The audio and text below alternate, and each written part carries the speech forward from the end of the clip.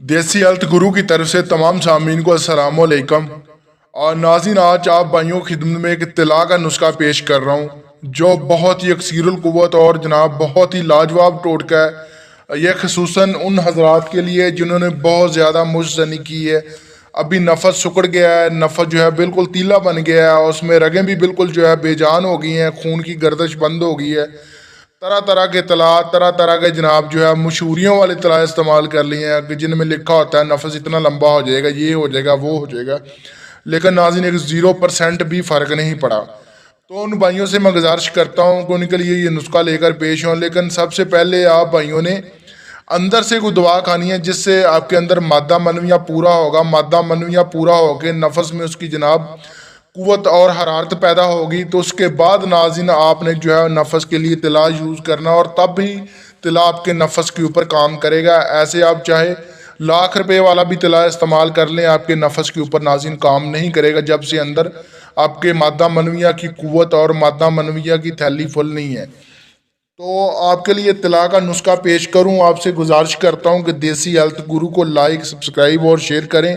और नाज़रीन, ये वो तिला का नुस्खा है जो जनाब जो है अफ्रीकी लोग इस्तेमाल करते हैं, जो तरह तरह के तिला इस्तेमाल करने के बाद नफस उठने का नाम नहीं लेता।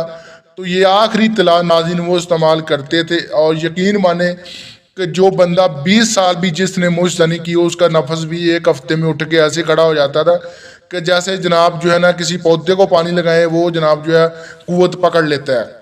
तो आपकी खिदमत में नुस्खा पेश करूं, आपने 20 पोस्ट 20 कनेर सफ़ेद लेनी है नाज़रीन आपने। उसके बाद आपने सगंधन गौरी लेनी है और तीसरे नंबर पर आपने लेना है दार हलद।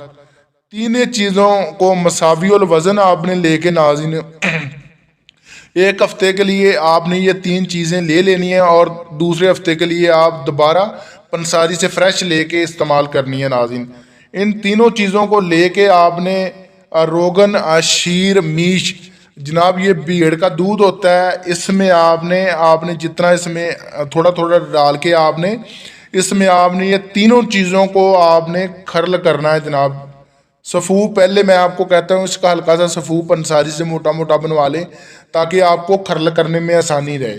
तो आपने ये 3 दिन नाज़रीन आपने खर्ल में डाल के हल्का हल्का दूध डाल के आपने जो है तमाम चीज़ों को खर्ल करना है। और जब ये चीज़ें जनाब जो है बिल्कुल आप समझ लें कि बिल्कुल मोम की तरह हो गई हैं, बिल्कुल सारी चीज़ें इसमें खर्ल हो गई हैं, एक गूंद की तरह हो गई हैं, तो आपने जनाब इन तीनों चीज़ों का मिक्सचर लेके किसी शीशी में डाल लेना और रात को नाज़रीन आपने सोने से पहले कपड़े से अच्छे तरीके से नफस को साफ कर लेना ताकि मुर्दा जल्द ख़त्म हो जाए। और उसके बाद आपने जो है मवाद को आपने हशफार सेवन छोड़ के जड़ के ऊपर और जड़ के नीचे नाज़रीन आपने नफस के चारों तरफ आपने अप्लाई करना है और ऊपर आपने नाज़रीन पान का पत्ता बांध देना है। पान का पत्ता बांध के आपने उसके ऊपर पट्टी बांध देनी है हल्की सी, ताकि पान के पत्ते में नाज़रीन गर्माइश होती है, आपके नफस में गर्माइश पहुंचेगी और आपकी जो ब्लाकेज है रगों की वो आपकी ब्लाकेज ख़त्म हो जाएगी और आपके नफस में दोबारा से खून बहाल होना शुरू हो जाएगा और वही रौनक, वही जनाब आपका नफस का लंबापन और बढ़ोतरी दोबारा से स्टार्ट हो जाएगी। तो इसी के साथ आप भाइयों से इजाज़त चाहता हूँ। अल्लाह हाफ़िज़। अल्लाह ने